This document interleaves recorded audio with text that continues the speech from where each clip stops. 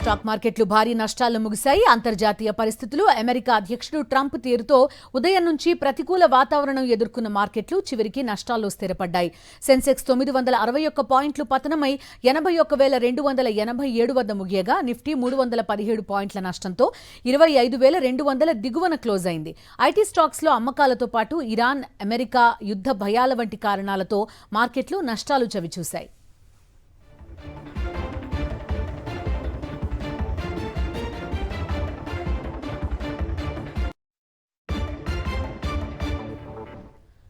భారీ నష్టాల్లో ముగిశాయి స్టాక్ మార్కెట్స్. అంతర్జాతీయ పరిస్థితులు, అమెరికా అధ్యక్షుడు ట్రంప్ తీరుతో ఉదయం నుంచి ప్రతికూల వాతావరణం ఎదుర్కొన్న మార్కెట్లు చివరికి నష్టాల్లో స్థిరపడ్డాయి.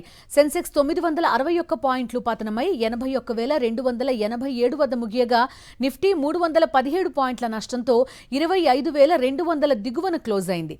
ఐటీ స్టాక్స్ లో అమ్మకాలతో పాటు అమెరికా, ఇరాన్ యుద్ధ భయాల వంటి కారణాలు కూడా మార్కెట్ల నష్టానికి కారణంగా కనిపిస్తోంది.